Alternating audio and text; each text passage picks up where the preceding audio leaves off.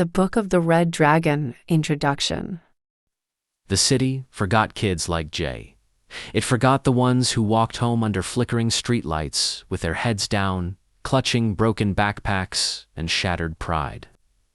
Every step home was a race against cruelty, sneakers slapping pavement. Lungs burning, laughter chasing him through the alleys like a pack of hungry wolves. Jay wasn't a bad kid, just invisible. Overweight, awkward, and born into a world that had no use for dreamers. His bedroom walls were plastered with fading movie posters, Van Damme's flying kicks, Michael Jai White's clenched fists, Chuck Norris' cold eyes. To Jay, those men were gods. They were what he wanted to be. Strong, respected. Okay, but gods don't live in the ghetto. And no one teaches karate to a kid whose mom can barely keep the heat on. That night, the night everything changed, the rain fell sideways, the kind that turns the street into a mirror of neon and grime. Jay was running again, chased by Jamal and his crew, their voices sharp and cruel, echoing off the brick. He turned a corner too fast, nearly slipped, and darted through the half-open door of an old shop he'd never noticed before. Inside was silence, the kind that hums. Dust floated through a single beam of sickly yellow light. The air smelled like sandalwood and rust. Jade figurines, cracked scrolls, and masks stared at him from every corner, faces frozen in silent screams and smiles that felt too alive. Jay's breath steadied as he ducked behind a shelf. Then he saw it. An old book, thick as a brick, its cover bound in cracked red leather. Japanese symbols burned across its surface like scars. Something in him whispered, "Don't touch it." But curiosity and desperation were louder. He opened it. The pages were filled with sketches of warriors and dragons, their movements painted in swirling ink. There were banners and faded Japanese text, their meanings lost to time, except one image caught his eye. A grandmaster stood shirtless in a candlelit dojo, his chest carved with a dragon tattoo, curling from heart to shoulder, its eye alive with black fire. Jay snapped a photo with his phone and ran the characters through a translation app. The words appeared on his screen, glitching and distorted. To bear the mark is to awaken the dragon. The worthy shall gain his strength, the unworthy his hunger. Jay felt something move in the room, a shift, like the air itself was breathing. He looked up, heart hammering. For a moment, one of the masks on the shelf seemed to smile wider. Then a whisper, faint, but real, brushed against his ear. "We see you." Jay dropped the book and stumbled back. But when he looked again, the pages were still only the faint outline of a dragon seemed to shimmer across the paper, its tail curling toward his chest, as if it already knew where it belonged. Chapter 1. The Coordinates.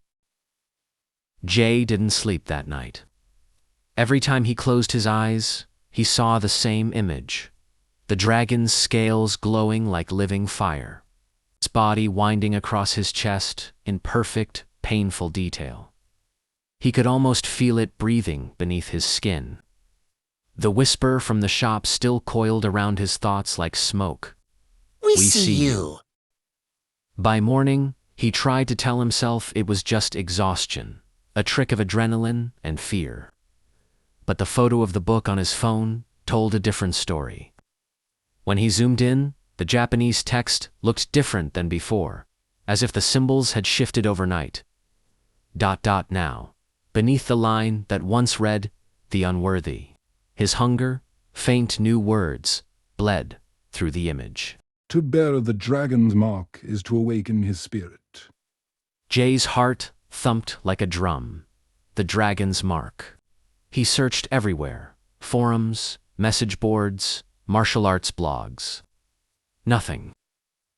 Until he found a strange thread buried deep in an old martial arts sub-forum. Half in English, half in Japanese. The post talked about a cursed tattoo from feudal Japan. Fighters who received it were said to gain impossible strength and vanish soon after. The post ended abruptly with a warning. The post talked about a cursed tattoo from feudal Japan. Fighters who received it were said to gain impossible strength and vanish soon after. The post ended abruptly with a warning. Those who seek the dragon, he already sees. Jay scrolled through the comments. Most were jokes, but one stood out. A single reply, written in Japanese, under a username that made his stomach twist. Akitu, the red dragon. The message. That night, his laptop flickered on by itself. An instant message window opened, no sound, no notification. Just a blinking cursor and a username in jagged Japanese characters. You read the words. You touched the book. We see your desire. Jay froze. His throat went dry. The room felt smaller, the shadows thicker. ... He tried to type back, but before his fingers hit the keys, more text appeared. If you seek the dragon's power, follow the coordinates. Do not fear the knocking. Then the screen went black. ... Jay sat motionless for several seconds. Then, bang. ... His bedroom door shuddered under a heavy knock. He jumped, heart racing. Mom? No answer. Another knock. Slower, this time almost deliberate. He crept to the door, gripping a broom handle like a sword, and swung it open.